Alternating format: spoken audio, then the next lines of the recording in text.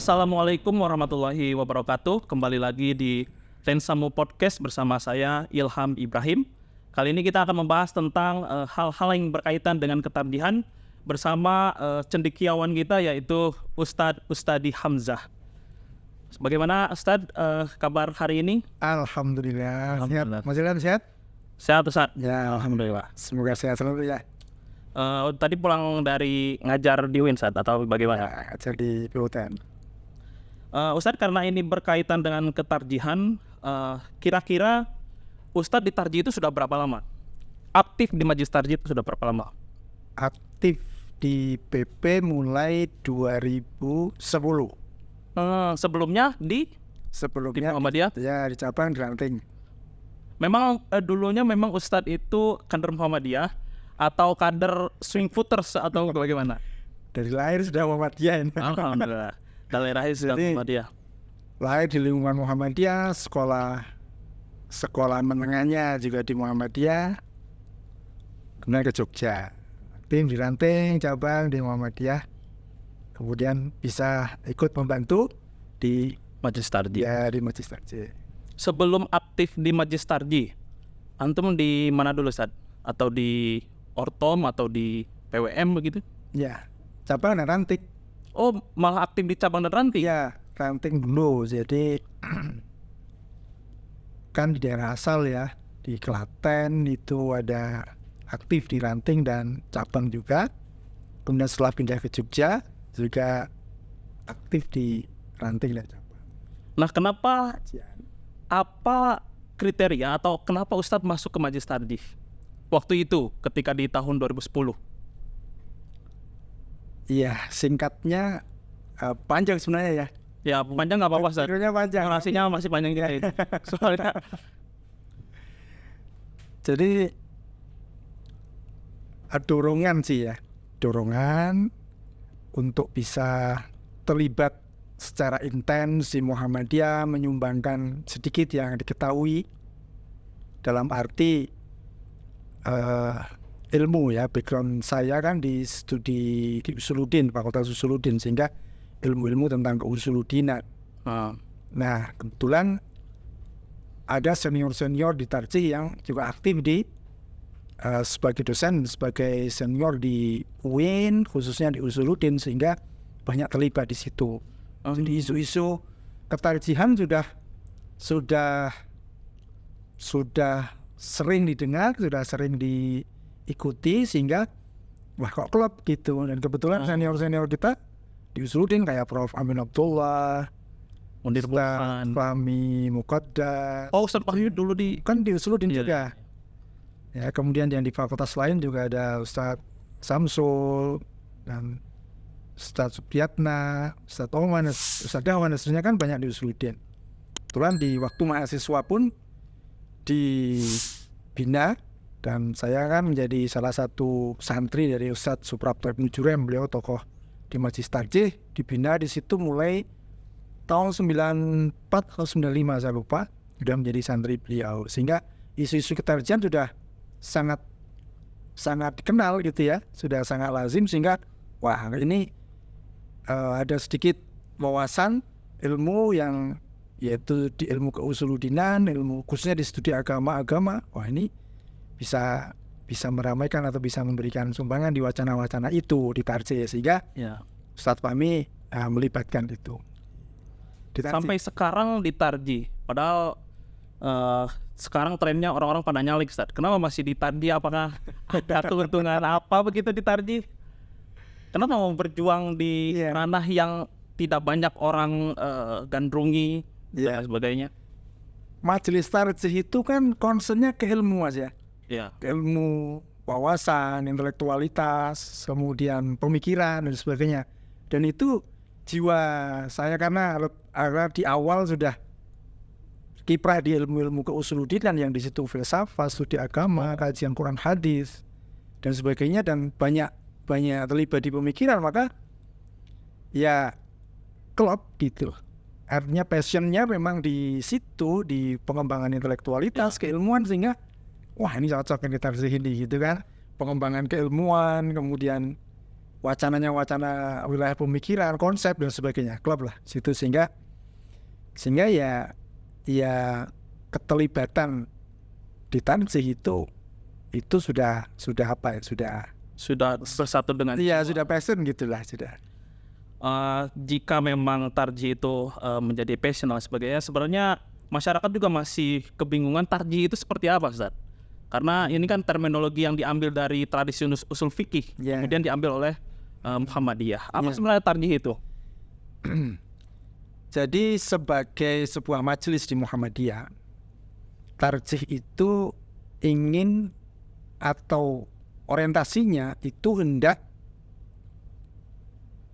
merumuskan konsep-konsep yang lebih kuat, lebih rojih, lebih kuat dalilnya, lebih kuat sandaran keilmuannya, lebih kuat metode pengambilan kalau dalam hukum istinbat hukumnya, lebih kuat aspek keilmuan rasionalitasnya. Maka ya Tarjih akhirnya berkecimpung atau lebih concern ke bidang-bidang pemikiran, baik itu pemikiran keilmuan, pemikiran hukum dan sebagainya, sehingga kata tarjih yang tadinya memang spesifik di hukum, di usul fikih, aspek hukum itu sebenarnya bisa dimaknai lebih luas dalam hal pemikiran, dalam hal intelektualitas. Tapi intelektualitas itu kan nanti cabangnya bisa banyak.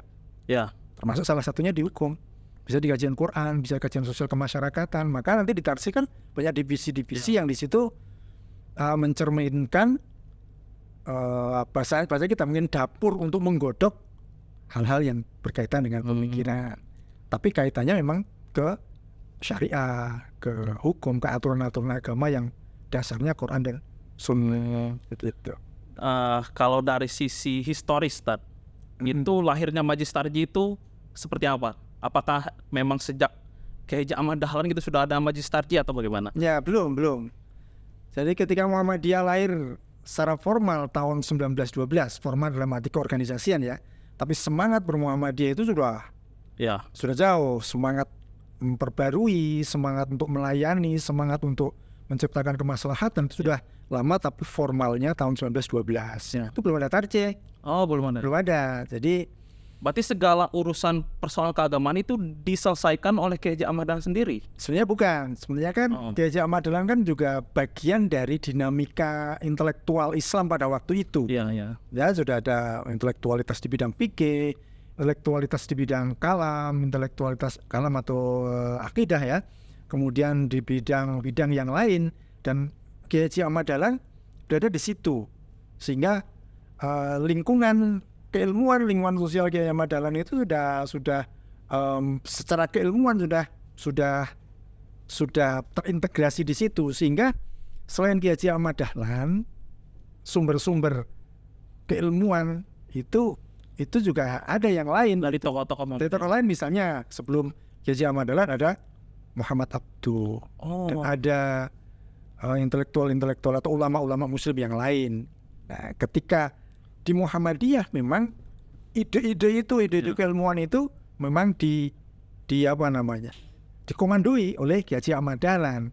Ya. Tetapi bukan kemudian semuanya penyelesainya itu Kiai Haji Ahmad, karena Kiai Haji Ahmad Dahlan juga merujuk kepada pemikiran. Pemikiran yang ada di Timur Tengah. Ya, pemikiran yang lain. Nah, itu digunakan Kiai Haji Ahmad Dahlan untuk memberikan jawaban-jawaban terhadap persoalan masyarakat pada waktu itu. Nah, kemudian apa bedanya gerakan Muhammadiyah dari sebelum Tarjih dan setelah Tarjih? Apakah ada perbedaan signifikan atau bagaimana? Sebentar, saya lanjutkan tadi ya kan? Ya. Nah, pada saat Muhammadiyah didirikan oleh Kiai Haji Ahmad Dahlan secara formal tadi 1912, itu memang Tarjih belum muncul. Tetapi sebagai sebuah kajian keagamaan, bukan sebuah lembaga atau entitas pemikiran, entitas intelektual, itu kan berhadapan dengan konteks yang beragam, perubahan demi perubahan, termasuk pemahaman keagamaan umat Islam sendiri. Itu juga berkembang, juga berubah, bahkan ada muncul pertanyaan ini itu, dan jawabannya kan kadang-kadang atau penyelesaian itu kadang-kadang bukan Kiai Haji Ahmad Dahlan. umat Islam kadang-kadang merujuk kepada penyelesaian-penyelesaian yang ada, sehingga muncul satu persoalan kok bisa ada 2 atau 3 jawaban. Ini yang benar yang mana kan gitu. Dalilnya yang pas yang mana. Berarti sejak saat itu dinamika keagamaan di internal Muhammadiyah juga sudah aktif begitu? Tidak hanya di Muhammadiyah. Kalau Muhammadiyah kan sebenarnya ini ya, visinya sama, visi pembaruan, visi perbaikan, visi kemaslahatan. Tapi umat Islam pada umumnya, khususnya untuk konteks Indonesia dan spesifik lagi di Jogja kan gitu. Dinamikanya berkembang, akhirnya wah ini perlu ada pegangan ini. Maka kemudian diinisiasi lah, dimunculkan, wah ini perlu ada satu lembaga di Muhammadiyah yang khusus membahas tentang aspek pemikiran, aspek intelektualitas, aspek pemilihan atau penelaahan hukum agama, supaya dalilnya jelas, kuat. Ya, itu maka kemudian muncullah Masjid Tarjih tahun 1927. Ya, waktu itu kemudian muktamar di Pekalongan. Ya, kemudian maka tahun 1927 itu menjadi tonggak berdirinya Masjid Tarjih. Maka tadi pertanyaan tadi menyambung. Ya, apa bedanya? Bedanya sebelum Tarjih, setelah Tarjih. Ya. Nah, setelah Tarjih ini kemudian pandangan-pandangan Muhammadiyah terumuskan dengan sistematis. Ya. Lahirnya institusionalisasi paham keagamaan kan sebenarnya. Betul. Maka kemudian tapi tidak serta-merta kita sebut institusionalisasi ya, karena istilah itu mungkin istilah sosiologi yang mungkin perlu ada kajian lebih lanjut gitu. Saya juga ngutip dari Pak Pradana Boy. Jadi institusionalisasi dalam konteks paham agama itu kan nanti akan melembaga dan berpotensi untuk tidak bisa dikritik. Tapi kalau di Tarjih itu pandangan keagamaan itu ketika diputuskan ada keputusannya seperti itu, tetapi dia bisa berkembang karena akan merespon problem-problem sosial, sehingga akan ada pemikiran baru lagi, reinterpretasi lagi dan seterusnya. Tetapi tidak hanya asal reinterpretasi, Tarjih akan mempertimbangkan dalil-dalil yang terkuat yang mana dari Quran dan Sunnah, hadis-hadisnya ini yang kuat yang mana, itu yang diambil. Kemudian menghadirkan juga pemikiran-pemikiran dari keilmuan, sains, riset, itu juga dipertimbangkan. Tapi dalam konteks tertentu juga mempertimbangkan aspek, kalau bahasa Tarjih itu nanti bahasa irfani, mempertimbangkan aspek kepatutan, gaub, kewajaran, keindahan, keeloan. Contohnya gini, hukum ya, hukum. Seorang laki-laki melaksanakan sholat pakai sarung dan kaos oblong, itu secara hukum sah. Secara fikih sah. Secara fikih sah kan? Udah nutup aurat ya. Sarungan, bukan kaos oblong, kaos singlet mana gua. Itu sah. Kayak habis bapak-bapak nyiram. Iya betul. Itu secara hukum kan sah. Auratnya udah tertutup, bacaannya bagus. Tapi aspek irfaninya, aspek kepantasannya, itu jauh bahasa, aspek kedalaman kita menghayati sebuah perilaku, sebuah putusan hukum itu ya di situ. Maka rujukannya banyak di Tarjih, tidak hanya sekedar teks saja. Oleh karena itu, ketika dinamika itu muncul, interpretasi baru muncul, selalu ada sandaran-sandaran dalil, baik dalil yang bersifat bayani, dalam itu basisnya teks, Quran, hadis, dan pendapat ulama. Juga ada sandaran dari ilmu pengetahuan, mempertimbangkan ilmu pengetahuan juga, dan dalil-dalil yang tadi itu, atau penjelasan-penjelasan bersifat irfani. Jadi setelah Tarjih ada, lebih sistematis. Kamu muncullah produk-produk Tarjih yang itu menjadi pedoman bagi pandangan keagamaan di Muhammadiyah. Begitu. Nah, saya pernah baca buku judulnya itu Muhammadiyah Jawa. Iya. Nah, di sana itu disebutkan bahwa kehadiran Majelis Tarjih itu justru membawa Arabisasi. Mas Najib ya? Pak Najib Burhani. Iya, Mas Najib ya. Itu bagaimana komentarnya? Karena kan waktu itu Majelis Tarjih sempat mengeluarkan fatwa keharaman menggambar Ahmad Dahlan. Kata Mas Najib nih, mungkin bahasa tidak asing kayak gini. Ini tuh bentuk Arabisasi Muhammadiyah. Itu bagaimana Ustaz komentar antum? Apa setuju apa bagaimana? Ya, jadi gini, memahaminya atau menjawabnya bukan setuju atau nggak setuju, bukan gitu. tapi itu sebagai sebuah entitas sosial yang akan berinteraksi dengan tradisi, berinteraksi dengan kebiasaan, berinteraksi dengan sistem yang sangat kompleks. Ya. Nah ini makanya di sini di pemikiran keagamaan itu kan ada 4 periode Ya. atau 4 tahap. Tahap pertama lokal, pemikiran yang basisnya itu lokal. Ya. Kalau pemikiran itu muncul dalam Islam ya lokal Arab, lokal tradisi Arab, pemikiran Arab itu akan mempengaruhi. Tahap kedua canonical. Pemikiran itu kemudian dibakukan dengan background, dengan landasan lokalnya Arab tadi. Jadi sebuah korpus. Ya kan akhirnya baku. Ya. Dibakukan kemudian muncul dalam bentuk aturan-aturan baku yang kemudian dirujuk oleh umat Islam. Tapi kan konteksnya masih terbatas gitu ya. Kemudian fase berikutnya adalah critical. Ketika umat Islam sudah banyak berinteraksi dengan tradisi-tradisi yang berbeda, yang beragam, mobilitas umat Islam sudah jauh, lintas masyarakat, lintas tradisi, kemudian ada persoalan-persoalan baru, maka umat Islam kemudian mulai memikirkan kembali ajaran yang tadi ada itu gitu. Nah, tahap keempat yang terakhir itu global. Umat Islam sudah betul-betul lintas geografi, lintas tradisi.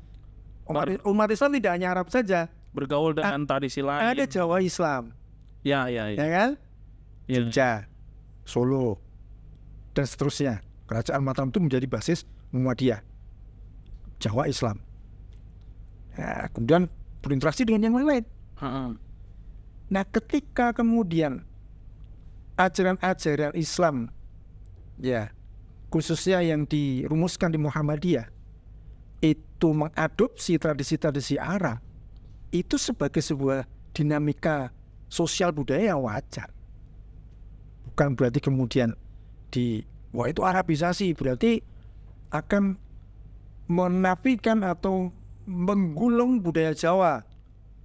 Oh, enggak juga. Oh gitu. Enggak juga. Dia dalam pakai mit, belangkonan cerita kan, hidup dalam tradisi Jawa, hidup dalam budaya Jawa. Muhammadiyah yang awalnya di Jogja, besar di Minangkabau yang tradisinya beda lagi, tapi karena basic Islam itu lokalitasnya Arab, maka kemudian ketika Jawa itu bukan dibumbui tapi dimeriahkan dengan tradisi, Ya, dengan Islam. syiar Islam yang di situ berbau Arab, lagu-lagunya juga Arab. Itu sesuatu yang wajar dari semua agama, saya kira seperti itu. Maka kemudian ketika ada proses Arabisasi di Muhammadiyah, Arabisasi maksudnya yang seperti apa? Apakah semua kemudian di Arab? Enggak, ya, umat Islam ya tetap. Karena waktu itu mengharamkan gambar padahalan, terus mengharamkan apa ya, kembang api. Iya. Nah, Bukan kembang api apa, yang setiap HW itu Sat. ya itu ada konteks. Api unggun. Nah, kan ada konteksnya. Ada konteksnya. Api unggun juga bukan Jawa gitu. Keraton nggak pernah pakai api unggun gitu ya.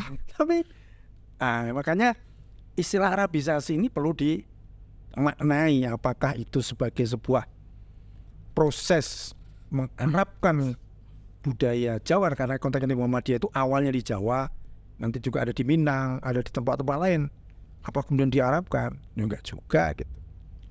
Kalaupun ada istilah-istilah, ada pun tradisi yang berbau Arab itu masuk, itu tidak masalah.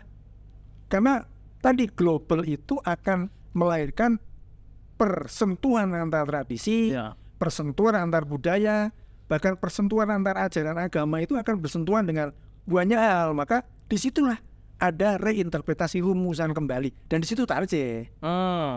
Jadi memikirkan bagaimana ketika umat Islam itu sudah bersentuhan dengan iklim global, tradisi global itu, pasti ada ajaran yang berubah nih. Ada yang berubah. Contohnya aja gini mas, gampangannya.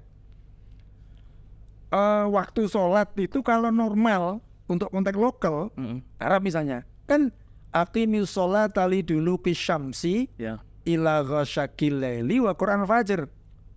matahari kan. Iya. Sekarang bagaimana sholat di wilayah kutub? Wah, Umat Islam ada di kutub. Budaya melihat matahari itu tidak seperti kita meriah gini ya. Di wilayah Katulistiwa meriah lihat matahari enak sekali waktu sholat. Berarti harus ada pemikiran ini. Bagaimana kayak gini? Itu sederhananya aja sederhananya. Pemikiran keagamaan harus muncul dan di situ target. Itu target. Nanti yang lebih luas lagi misalnya aspek sosial tentang air. Sekarang bagaimana eksploitasi air yang sedemikian masif gitu ya. Gila. Industri-industri yang sudah akan mempertimbangkan sumber daya air. Kemudian aspek lingkungan, aspek pengelolaan pemerintahan, aspek pengelolaan ekonomi dan sebagainya itu akan berubah karena akan berinteraksi dengan kepentingan-kepentingan, model-model pemikiran yang berbeda. Masyarakat Islam akan menghadapi itu. Tarjih di sini penting. Gitu. Paling penting. Maka nanti lahirlah produk-produk tarjih yang memang isinya itu sebuah konsep pemikiran dalam mereka merespon perkembangan umat Islam. Alhamdulillah setelah mencari-cari jawaban, akhirnya jawabannya ketemu. Ini menyambung dengan ini saat tahun ini kan Muhammadiyah Majelis Tarjih mau mengadakan musyawarah nasional. Sebenarnya apa yang dihasilkan dari musyawarah nasional itu? Dalam artian apa produk tarjih dari musyawarah nasional itu, Zat? Iya, jadi produk tarjih yang nanti akan dijadikan pedoman di khususnya pedoman keagamaan ya di lingkungan Muhammadiyah itu kan salah satunya melalui Munas. Materi-materi pemikiran, materi-materi hukum, materi-materi apapun kehidupan sosial kemasyarakatan umat Islam dirumuskan di majelis tarjih, digodok oleh para ahli, ya para ahli yang berkompeten terkait itu karena tidak hanya hukum saja, tapi ada persoalan yang bermacam-macam. Kalau hukum berarti ya ahli hukum, maksudnya di sini fikih ya, berarti ahli fikih, ulama-ulama Muhammadiyah nanti berkumpul membahas itu, ini disiapkan dulu. Nah pas Munas, tema-tema ini dibahas. Godok lagi, jadi sebelumnya sudah digodok, dirumuskan dulu oleh yang ahli, digodok masukan-masukan oleh para ahli lagi dan nasional levelnya bukan hanya berarti ini kayak ini ya konsili kalau di Katolik. Beda. Oh beda. Sebenarnya itu kan konsili kan kayak para pastor, bukan pastor lah, pokoknya ulama-ulama Katolik berkumpul merumuskan masalah. Kemudian keluarlah. Beda. Oh, beda. Seperti apa hasilnya kalau Munas ini? Konsili dan tradisi gereja tadi beda. Itu kan di Katolik ya. Kalau di gereja nanti begini. Nah setelah tema-tema itu digodok, dimunaskan musyawarah nasional. Seluruh tarjih dari nasional Indonesia kumpul, ulama-ulamanya kumpul membahas ini. Apa tuh? Apa saja yang akan nanti dibahas? Macam-macam. Kalau yang kita nanti ya, yang sekarang yang nanti akan dilaksanakan di Pekalongan, Universitas Muhammadiyah Pekalongan. Dan ini 1 abad, 100 tahun tarjih, kita memberi 1 abad. Nanti terkait dengan KHGT, kalender hijriah global. Kemudian fikih zakat kontemporer, kemudian wakaf.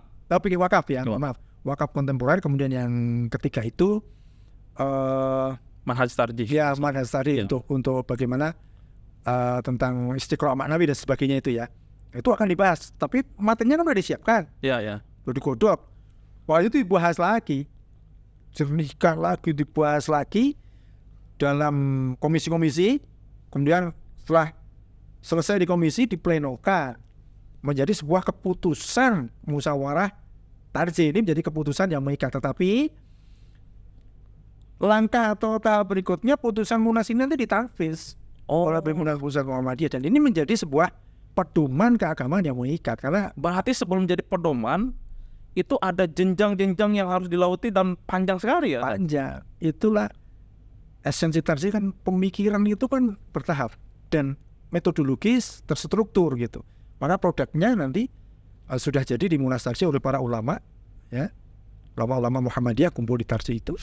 Kemudian produknya ditanfizkan oleh pimpinan Pusat Muhammadiyah menjadi sebuah produk tarjih yang resmi dan mengikat bagi warga Muhammadiyah. Nah Ustadz, misalkan Munas sudah memutuskan kalender Islam global misalkan. kemudian ada warga Muhammadiyah yang tidak mau mengikuti. Mm-mm. Apakah ada konsekuensi apa begitu? Kalau mungkin dia bekerja di AUM di bagaimanakan begitu, Ustaz? Iya. Silakan. Oke, jadi Muhammadiyah itu kan lembaga sosial keagamaan ya. Sosial keagamaan. Ya, jadi aturannya itu aturan-aturan moral, bukan aturan-aturan pidana. Kecuali memang kalau pidana berarti pribadi. Misalnya saya melakukan tidak pidana, ya saya pribadi, saya nggak ada hubungan dengan Muhammadiyah gitu ya. Tidak ada konsekuensi yuridis berarti. Ya, tapi pribadi ya. Maksudnya kalau saya warga Muhammadiyah, saya ternyata melakukan tidak pidana, yaitu saya, bukan Muhammadiyah. Bukan Muhammadiyah, karena Muhammadiyah itu lembaga organisasi sosial kemasyarakatan, sosial keagamaan yang berkiprah di bidang sosial keagamaan untuk memajukan umat, menyejahterakan umat, memajukan pikiran, kehidupan dan harkat martabat umat. Oleh karena itu aturan-aturan itu bersifat moral, mengikatnya moral. Jadi, ketika produk tarjih sudah ditanfizkan, itu mengikat untuk warga Muhammadiyah. Tapi kok ada yang tidak melakukan? Berarti ini kan sanksinya moral. Oke. Moral, bukan kemudian terus wah ini harus dilakukan ini itu lebih maka diarah masa disitulah ideologi Muhammadiyah. Jadi ada dua pilar kan, paham keagamaan yang dirumuskan oleh tarjih, ya kan? Jadi putusan tarjih, fatwa dan beberapa putusan-putusan lain yang tapi yang betul-betul mengingatkan yang putusan yang sudah ditampilkan oleh Muhammadiyah, ditafsirkan oleh PP ya maksudnya. Ya, kemudian ini akan menjadi pedoman sampai ke bawah. Ya. Ini ideologi dalam konteks paham keagamaan. Tapi dalam konteks yang lain, pilar yang kedua adalah taat organisasi. Itulah. Tertib organisasi, dan Muhammadiyah sudah mempelopori di situ. Ya, secara kelembagaan kan tidak ada yang menolak. Ya. Maksudnya gini, saya di ranting ya. Yuk, ranting saya menolak untuk tidak mentaati aturan yang ditetapkan PP. Nggak ada. Kalaupun ada pandangan yang yang berbeda, itu biasanya personal biasanya. Bukan kelembagaan dalam arti keorganisasian dari PP, kemudian PWM, PDM, PCM, ranting. Ya. Di ranting saya kira tidak akan kemudian wah yuk kita tolak aja kan. Jangan-jangan di ini woi gak taat tarjih gitu. Jadi tidak begitu ya, Ustaz? Ethics Muhammadiyah nggak gitu. Oke. Muhammadiyah memang mengedepankan etika. Betul. Ya. Maka Nakamura itu peneliti Muhammadiyah itu sampai bilang begini, eloknya Muhammadiyah itu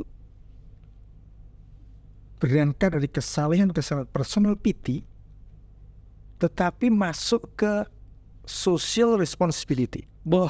Kata-katanya itu Nakamura. Dia penelitiannya di ini ya, Kota Gede. Ya, di Jogja. Puluhan tahun kan, tapi kemudian muncul buku-buku dan tulisan-tulisan tentang Muhammadiyah. Jadi berangkatnya dari personal pity, jadi keikhlasan, kejujuran, tapi membentuk sebuah tanggung jawab sosial bersama gitu.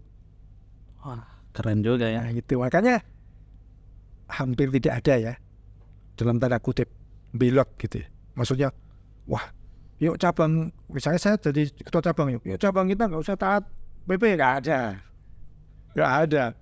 Kalaupun mungkin tadi saya katakan, kalaupun ada berbeda mungkin ya 1-2, karena konteksnya mungkin susah ya, berhadapan dengan konteks susah, misalnya itu agak berbeda dikit, itu pandangan personal, tapi itu sangat jarang sekali. Karena soliditas keorganisasian itu muncul, dan itulah ethics. Etik di Muhammadiyah begitu melahirkan etos yang sosial yang luar biasa. Nanti etos untuk mensejahterakan ekonomi, sosial, kebudayaan, akhirnya terangkum dalam social responsibility yang bagus tadi itu. Dan di sini tarjih berperan. Silakan diminum dulu, Ustaz. Saya juga. Jadi luar biasa ini. Mensamu podcast, Ustaz. Itu air Zam-Zam insyaallah. Ini Ustaz. Saya agak terusik, Ustaz. Tadi kan putusan-putusan dari Munas kemudian ditahfidz itu kan sudah melewati berbagai fase. Bolehkah orang untuk memprotes? Misalkan fikih wakaf kontemporer, ada yang mengkritik, wah ini ngawur ini isinya, Itu bagaimana tanggapan Ya, Tarji sendiri? Misalkan kalau ada yang mengkritik. ya kalau di internal saya kira sudah tidak ya, karena sudah melewati fase-fase yang semua elemen khususnya di Tarji baik di pusat PBM maupun PDM terlibat dan tahu proses itu gitu. Artinya perdebatan ketidaksetujuan bisa dikupas argumennya dalam forum-forum tadi itu. Forum mungkin sebelum Munas ada seminar-seminarnya dulu, ada risetnya dulu. Di situ udah tergodok. Di Munas sudah ada gitu loh. Nah, begitu ditanfidkan itu mungkin dari lingkungan Muhammadiyah sendiri saya kira hampir tidak ada. Karena Tapi pihak eksternal pihak Israel, itu biasa mah. Biasa. Kata seorang intelektual, sebuah pemikiran itu bukan pemikiran kalau tidak dipertentangkan. kalau nggak dipertentangkan itu sebuah doa. Saya nggak usah nyebut nama ya. Tapi yang berusaha lah itu intelektual menyebut gitu. Maka ketika produk Tarji itu produk sebuah pemikiran, Ya. dia akan teruji dengan dinamika di masyarakat. Dan sebuah kritik itu biasa. Dan kalau memang ditemukan kesalahan, Tarji terbuka untuk mengoreksi. Oh, sangat terbuka. Karena pemikiran itu kan dinamis. Sebuah pemikiran itu akan ada pemikiran-pemikiran lanjutan. Ya. Gitu. Bukan berarti pemikiran sebelumnya itu keliru, enggak. Tapi pemikiran lanjutannya belum ada sehingga ketika pemikiran lanjutannya itu ada dan menunjukkan yang lebih kuat, lebih baik lagi. Wah, Muhammadiyah sangat itu akan diubah. Makanya beberapa kan ada revisi beberapa susah misalnya kemudian sekarang masang foto Kiai Dahlan kan udah nggak masalah Ya. boleh ya kan karena ada alasan Itu berarti bentuk keterbukaan Muhammadiyah ya. betul dalam hal pemikiran baik pemikiran keagamaan hukum dan sebagainya sangat terbuka dan itu sangat dinamis. Makanya keterbukaan itu akhirnya akan membawa jati diri Muhammadiyah. Mantap nih. Tidak baperan. Dikritik kalau hati itu sakit hati bisa. Maaf ya ini pakai bahasa Jawa tadi. Jogja. Tapi dikritik ini dirasakan betul enggak terbuka tapi dengan rasional, tapi dengan dewasa, penuh dengan kedewasaan dan mengedepankan dialog yang baik. Kemudian mengedepankan dialog dan tanpa emosi. Tidak ada emosional. Dan ini yang bagus di Muhammadiyah. Tidak blaming others. Tidak menyalahkan pihak lain. Kritik ya sudah terima banget. Wah, kritik juga. Ternyata kamu juga gini, gak ada di Muhammadiyah itu. Ternyata kalau ada yang mengkritik, wah skor Majlis Tarji 11 dari 100 itu gimana? Tanggapan kalau ada yang begini. Itu lebih baik saya minum dulu kalau jawab itu. Menarik Ustaz. Berarti Majlis Muhammadiyah nggak 11 dari 100, 100 dari 100. Waduh, mantap. Gitu. Atau 11 dari 10 gitu kan? Wah malah ini ya, melampaui. Jadi gitu. Karena tadi ini bukan hanya sekedar karena kita Muhammadiyah kemudian membagi enggak. Ada bukti-bukti empirik, ada jejak-jejak yang dilakukan Muhammadiyah yang memang tidak begitu. Tidak blaming others. Dia selalu terbuka untuk dialog. Bahkan dengan yang berbeda sekalipun. Tidak masalah gitu. Maka di situ. Dan sekali lagi salah satu dapur untuk memproduksi pemikiran-pemikiran itu di Majelis Tarji tentu akan bersinergi dengan majelis lembaga yang lain, tetapi dalam konteks gagasan awal kemudian sampai muncul itu diinisiasi oleh Tarji. Maka Munas besok nih untuk memperingati 100 tahun Tarji itu. Itu 100 tahun versi Hijriyah ya kalau nggak salah. Atau Masehi? Masih kan belum 100. Iya, Hijriyah kayaknya. Hijriyah. Ya? Kalau Masehi atau Miladiyah kan naik tahun 2027. Ya, ini Munasnya, Munas versi Hijriyahnya. Maka itu jadi momentum yang bagus. Momentum dalam arti tarjem menjadi salah satu pilar untuk Ya, di Muhammadiyah yang mengembangkan jiwa yang masalahnya saat orang lain sibuk ngomongin pemilu, kita malah ngomongin keilmuan. Itu bagaimana, Ustaz? ya, itulah jadi memang apa ya, sesuatu yang indah, sesuatu yang mulia Di saat semua orang sibuk dengan politik praktis, itu kita kalau malah mikirin wakaf. iya itu kalau dalam pepatah beberapa ini ya, istilahnya farida min nawaiha gitu ya. Jadi bedani apa namanya bahasa Indonesianya itu apa ya? Kalau bahasa sosiologi namanya breakthrough. Jadi dia berbeda, dia memberi terobosan dari sesuatu yang pada umumnya dilakukan oleh orang, Ini malah jadi anomali. ini menjadi Anomali. ini melakukan sesuatu yang luar biasa. Anti mainstream. Iya, menawarkan sesuatu yang luar biasa, tidak terlibat dalam sesuatu yang pada umumnya dilakukan orang.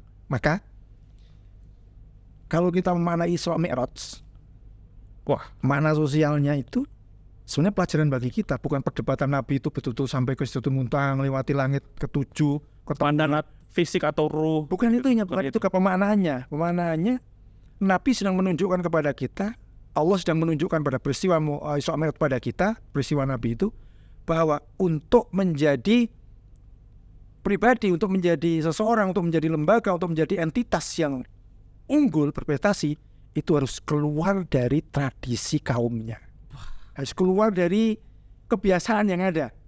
Misalnya mahasiswa sekelas IP-nya 3, saya nggak mau 3, saya harus 3,5. Oh, kirain jadi 2. Gitu. Jadi itu harus keluar dari tradisi itu. Jadi melakukan sesuatu yang lebih, melakukan sesuatu yang berbeda, tapi akan memberikan dampak yang signifikan. Nah itu dalam konteks bahasa sosiologi namanya breakthrough. Baik Ustaz, terima kasih sudah berbincang-bincang di Lensamu Podcast. Saya banyak mendapatkan jawaban. Kemarin-kemarin saya mencari-cari jawaban. Alhamdulillah hari ini saya dapat jawabannya.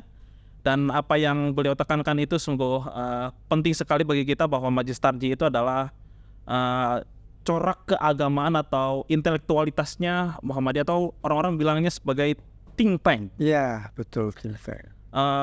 Mohon maaf Ustadz kalau ada kesalahan dari saya. Mohon maaf juga kepada pemirsa Lensamu Podcast apabila ada salah kata, salah tindakan dan lain sebagainya.